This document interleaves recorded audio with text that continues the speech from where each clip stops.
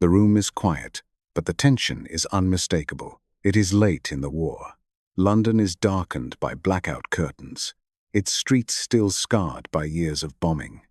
Inside a government office lit by a single desk lamp, papers are spread across polished wood loan agreements, shipping schedules, reserve statements. Numbers are circled in pencil. Margins are filled with urgent notes. Britain is still fighting, but it is running out of money. Not ammunition, not courage, money. Across the Atlantic, vaults are full. Factories run at full capacity. Credit is available at a price. And in this moment, a decision is being made that will not be announced to the public, debated in Parliament, or remembered in victory speeches. Britain is about to mortgage its empire to survive the war. That is the mystery at the heart of this story. How a nation that ruled the world quietly became a debtor, and how the cost of that debt outlasted the war itself.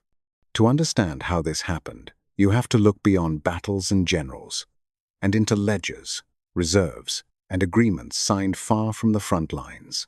Because Britain did not lose its empire on the battlefield, it lost it in the balance sheet. At the start of the Second World War, Britain still appeared powerful. It commanded vast territories across Africa, Asia, and the Middle East. Its navy dominated sea lanes. London remained the center of global finance, with sterling still used far beyond Britain's shores. But appearances hid fragility. The First World War had already weakened Britain's finances. Massive borrowing, loss of overseas investments, and the abandonment of the gold standard had reduced its economic resilience. The empire still generated trade, but it no longer produced the surpluses it once had. When the Second War began, Britain entered it with courage and debt. From the first months of fighting, money flowed outward at a terrifying rate. Britain paid for food from North America, oil from abroad, raw materials for industry, and weapons it could not produce fast enough at home. Each shipment drained reserves. Gold left the country quietly. Foreign investments were sold. Dollar balances shrank. By 1940, the situation was already critical. Britain could still fight, but it could not pay indefinitely. The government understood this long before the public did. Internal reports warned that without external financing, Britain would face insolvency within years, perhaps sooner. The empire, vast as it was, could not be liquidated quickly enough to fund a modern industrial war. And so Britain turned to the only place with the capacity to help: America. At first, the relationship was carefully framed. Assistance was described as support for democracy, for stability, for shared values. But behind closed doors, negotiations were brutally practical. America would supply weapons, food, fuel, and shipping. Britain would provide collateral. That collateral was not symbolic, it was real. Gold reserves were transferred across the Atlantic. Overseas assets were pledged. Strategic bases were leased. Future earnings were committed. The empire itself, its ports, resources, and revenue streams became security against wartime credit. This was not charity. It was finance. Each agreement deepened dependence. Each shipment arrived with conditions attached. Britain retained political sovereignty, but economic autonomy was slipping away. The public saw convoys arriving. They did not see the contracts behind them. As the war intensified, so did the costs. U-boats threatened shipping. Repairing bomb damage drained resources. Supporting allies stretched budgets further.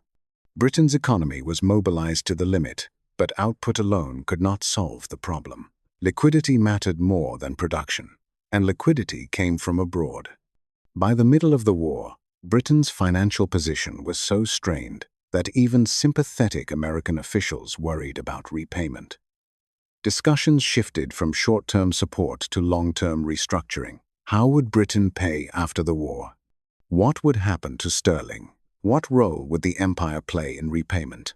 These were not academic questions. They shaped decisions in real time. Britain began making concessions not publicly, but structurally. Trade preferences were adjusted. Imperial economic controls were loosened. Commitments were made about future openness and currency arrangements. The empire was no longer just a source of strength. It was a bargaining chip. This marked the first major turning point. Britain was still a great power militarily, but financially, it was becoming subordinate. The war had transformed the relationship between the two allies. One supplied credit, the other absorbed debt.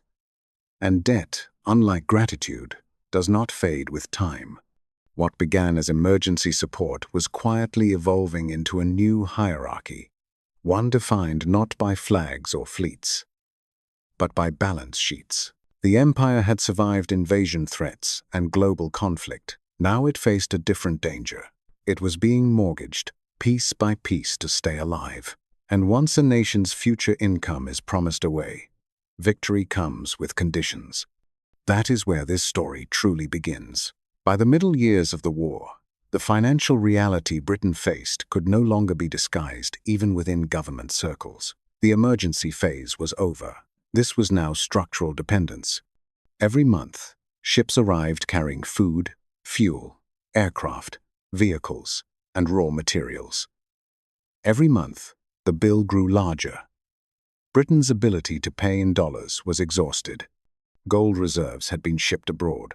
Overseas investments had been sold off at discounted prices. What remained were promises future earnings pledged to secure present survival. The empire was no longer funding the war. It was underwriting the debt. Behind closed doors, negotiations intensified. British officials were no longer asking if assistance would continue, but on what terms. And those terms were shifting.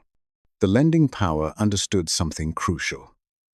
Britain had no alternative. Other empires were collapsing. Neutral markets were inaccessible. Domestic austerity could not replace foreign supply. If credit stopped, the war effort would slow and potentially fail. That leverage changed the tone of discussions. American negotiators increasingly linked wartime assistance to post-war conditions. These were not framed as demands, but as expectations. A world rebuilt on open trade.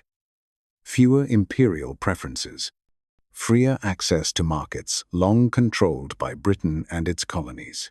The language was cooperative. The implications were not.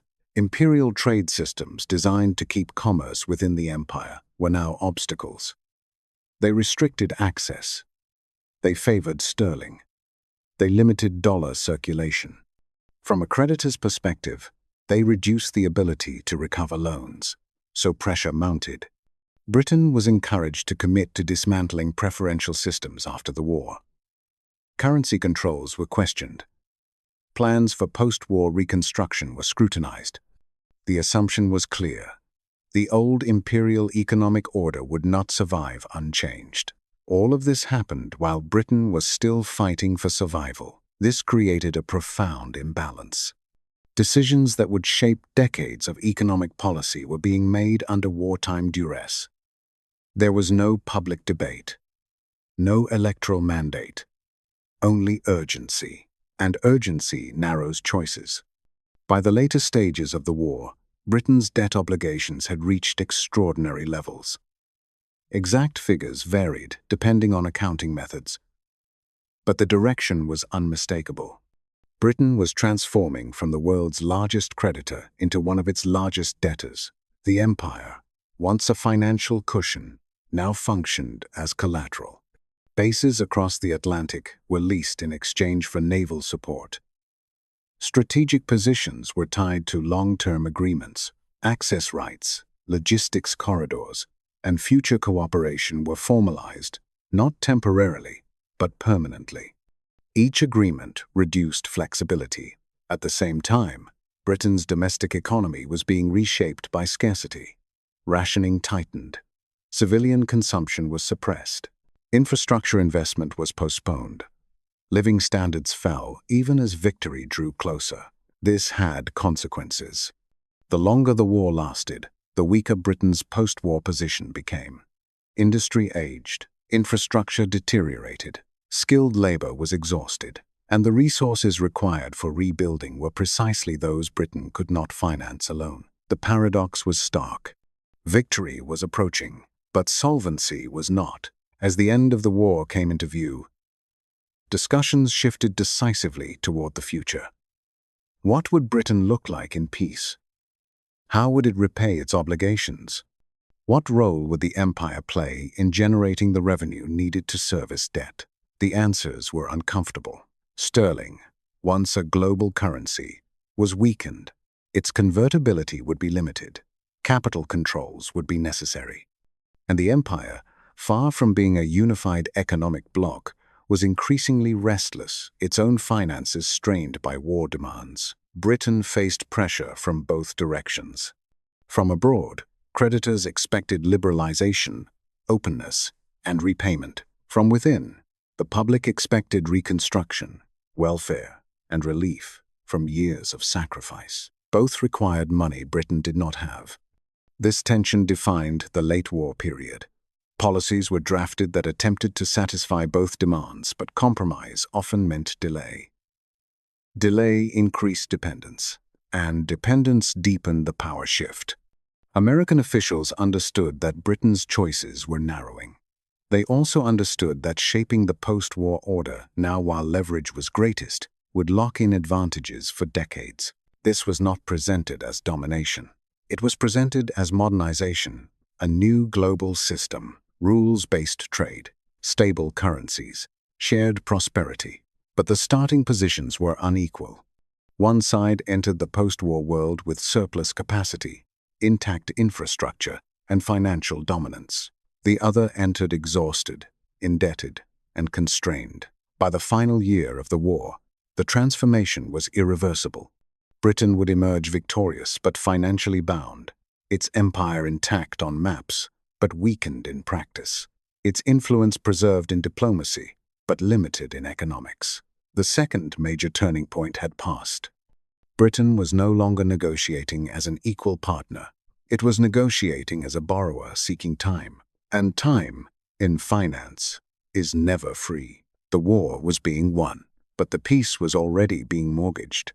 What remained was the reckoning when emergency agreements hardened into permanent realities, and the cost of survival became clear not in ruins, but in repayments. That reckoning would arrive faster than anyone publicly admitted. The war ended in celebration. But for Britain's finances, the real crisis was just beginning. Victory brought no relief to the balance sheet. In many ways, it made the problem worse. During the war, emergency measures had hidden the full scale of Britain's economic weakness. Controls masked shortages. Deferred spending postponed collapse.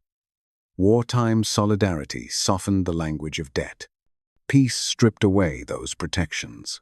The bills did not disappear when the fighting stopped. They arrived all at once. Britain emerged from the war with enormous obligations. Its overseas assets were largely gone. Its gold reserves were depleted. Its industries were worn down by years of maximum output and minimal reinvestment. Cities needed rebuilding. Infrastructure needed repair. And the population demanded something it had been promised throughout the war: security, housing, jobs, healthcare, stability. All of it required money. But Britain's earnings capacity was limited. Exports struggled to recover. Shipping was damaged. Markets that had once relied on British goods had found new suppliers. The empire, itself weakened by wartime strain, could no longer be counted on to generate effortless surpluses. Sterling was under pressure. Confidence in the currency was fragile, both at home and abroad. Without controls, capital would flee. With controls, trade would suffer. Either path carried risk. This was the breaking point. Britain had to secure post-war financing or face economic crisis severe enough to undo the victory it had just achieved. Negotiations resumed with urgency. What followed was one of the most consequential financial agreements in British history. A large loan was arranged to stabilize Britain's position, support reconstruction, and allow a transition to peacetime trade. But it came with conditions. Sterling would become convertible. Imperial trade preferences would be dismantled. Markets would be opened. Controls would be relaxed. These terms were presented as steps toward a modern global economy, and in theory, they were. In practice, they exposed Britain's vulnerability. Convertibility meant that holders of sterling could exchange it for dollars, and once that door opened, demand surged. Years of pent-up claims flooded out.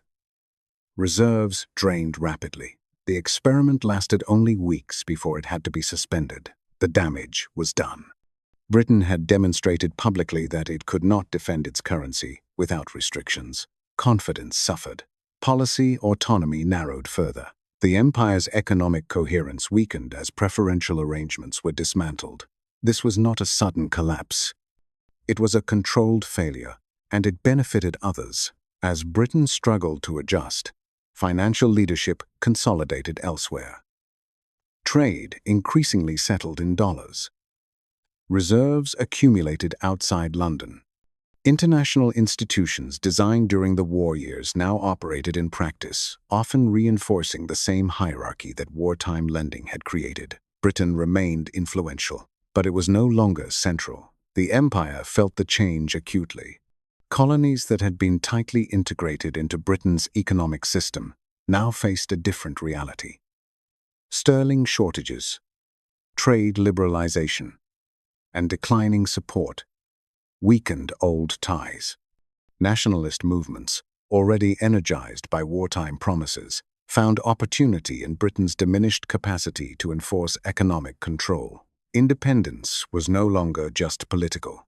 It was financial. Britain faced impossible trade-offs: maintain global commitments and risk insolvency, or retrench and accept decline. Step by step, retrenchment won. Bases were closed. Military spending was reduced. Overseas obligations were reconsidered. Each decision was framed as pragmatic. Together, they marked the unraveling of imperial reach. Who benefited? The creditor gained stability and influence. Emerging nations gained space to assert sovereignty. A new financial order took hold, one less dependent on empire, more dependent on markets and currency power. Who paid the price? Britain did. Not in humiliation, but in limitation. Living standards recovered slowly. A welfare state was built, but under tight fiscal discipline. Growth resumed, but within constraints shaped by external obligations. Policy choices were filtered through the lens of balance of payments risk. This was the true cost of wartime survival. Britain had not lost its empire in a single moment. It had lost it through a sequence of rational decisions made under pressure. Each choice made sense in isolation. Together, they produced decline. The breaking point was not defeat. It was dependence. By the late 1942, the outcome was clear. Britain was no longer a global financial power. Its empire was no longer economically sustainable, and the agreement signed to win the war now defined the limits of peace. The reckoning was complete. What remained was to live with the consequences and to reinterpret history in a way that softened the truth. Victory speeches celebrated endurance. Public memory honored sacrifice. But behind the narrative, the ledger told a different story. Britain had survived the war by mortgaging its future, and futures, once sold, are difficult to reclaim. The final chapter would not be written in crisis, but in acceptance. By the early 1952, the transformation was undeniable. Britain was no longer managing a temporary post-war adjustment. It was operating within permanent limits. The empire still appeared on maps. Flags still flew over distant territories. But the financial foundation that once sustained global power was gone. Decisions were now constrained by external balances, reserve levels, and the expectations of creditors. This was not collapse. It was contraction. Britain adapted with remarkable discipline. A comprehensive welfare system was built.